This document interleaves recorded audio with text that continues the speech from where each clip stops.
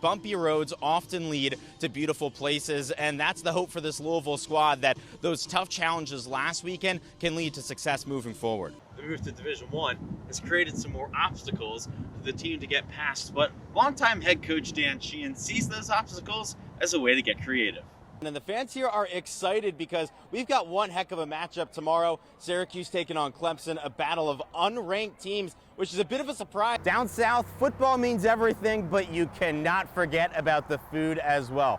We're here at an institution about a 15-minute drive away from the Clemson campus. Pittsburgh is top 15 in the country in scoring offense, and Miami held them to no shots on goal for the first time in 5 years. If it's tied, the two coaches have to go.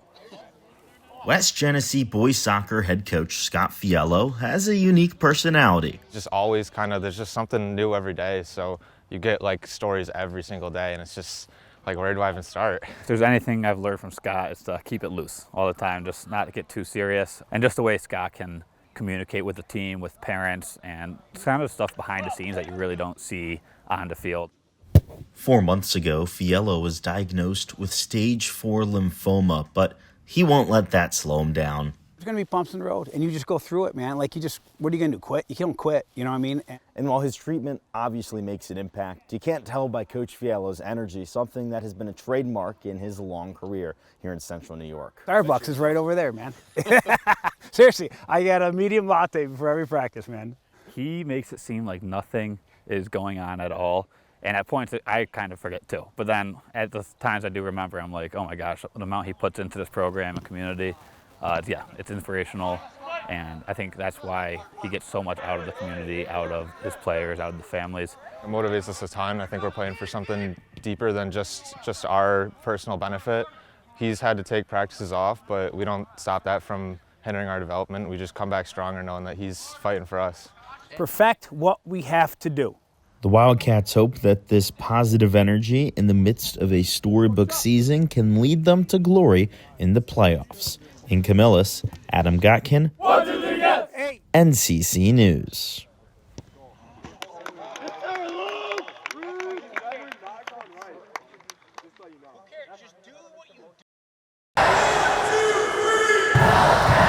Syracuse in California for an Atlantic Coast Conference basketball game? I mean, do people in Berkeley even know where the Orange come from? I have no idea. All right. This could be New York, actually. This is Michigan. Oh, no, New York over here, right? No, this is like Maine. I'm not too familiar with the geography of New York. New York City. Okay, I don't know.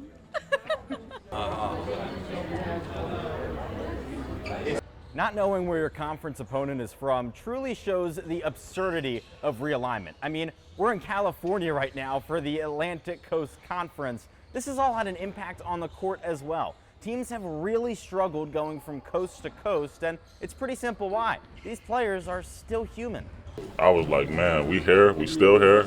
I was like, man, we got to get to this game so I can go home. I missed my bed. I'm happy to get home. You know, it was fun while it lasted. You know, some pretty nice areas. Played some really good teams, but I'm sick of this West Coast air already. Despite the odds stacked against them and the guys ready to get back home, the Cuse beat Cal. SU head coach Adrian Autry credited the team's chemistry. This is a close-knit group. You know, they all get along, they all pull for each other. You know, I just think it says a lot about their character. Like, they came out, they played hard. In beautiful Berkeley, California, Adam Gotkin, NCC News.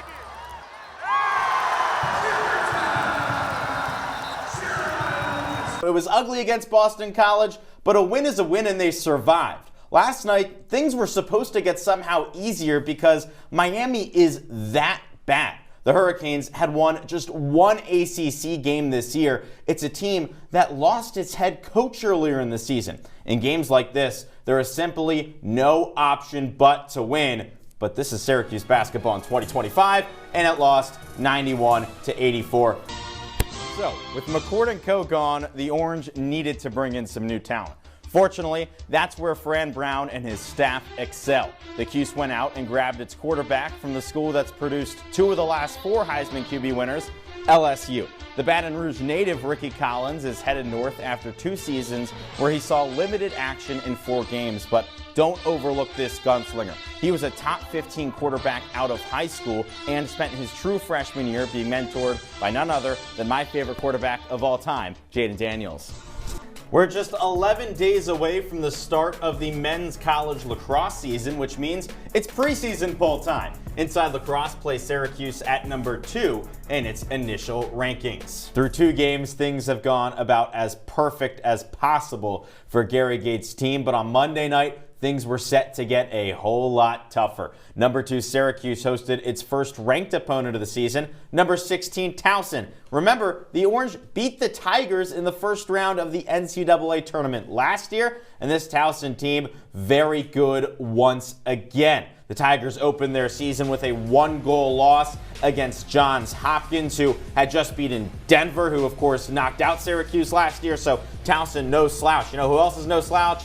Michael Leo, the ISO goal to get things going 2 minutes into the game after he had no points against Vermont. But Bowden Maurer said, hey, we're going to have a game here. Makes it a 1-goal game. That was the first goal for Towson, 2-1 at that point, 5 minutes in. But then this Syracuse offense showed why it's so elite. Luke Roa, what a start to the season. He has had 2 hat tricks last year. He's got 2 already this season. Owen Hiltz with a goal. Him and Spallina, once again, spectacular in this game. Hiltz had 7 points. Spallina had 6. How about John Mullen? 17 for 15 at the X. The tic-tac-toe. Spallina to Hiltz that time to put Syracuse up big. That's 8-4. The Orange doubling up the Tigers, but Towson gets one back, and it's 9-5 at the break. We jump ahead to the 4th quarter. Syracuse really starting to show off that physicality, and the defense just completely locked down. The Orange have given up just 17 goals through the first 3 games. That's the least since 1969. And by the way, again, that offense is just something special. Sam English, he hasn't really been scoring that many goals, but does it here as the shot clock was winding down to put the Cuse up by 5. And of course, this is Syracuse, so we have to have a behind the back. That time it's Leo. That capped off his hat trick. And of course, Joey Spallina with the assist. Syracuse wins it 19-8. Another dominating win over a team to start this season. We went from one hockey to another. How about from football to football? Notre Dame against Syracuse this past weekend. What a stop from Shea Vanderbosch. This was very early in the game. Just in the 7th minute, 0-0, Leah Klenke, one of the top players in the country, an all-ACC player with a rocket. But Shea Vanderbosch with an excellent stop. Not totally shocked to see the Syracuse men's lacrosse team number 1 because of this. Oh! Between the legs, behind the back, Finn Thompson. That is just straight up silly. Early contender for goal of the year. First off, all credit to that pass by Hiltz. How does he find the back of the net on that? Behind the back, between the legs, the momentum is carrying him one way, and then his body goes the other. Can we get the Adam Gotkin? So he catches it here, and then, boop! Don't rip the suit pants. I'll try not. I mean, I'm not as athletic as Finn Thompson. Maybe back in my heyday, I could try something like that, but never would I actually get it done and into the net. I mean, it's just unreal.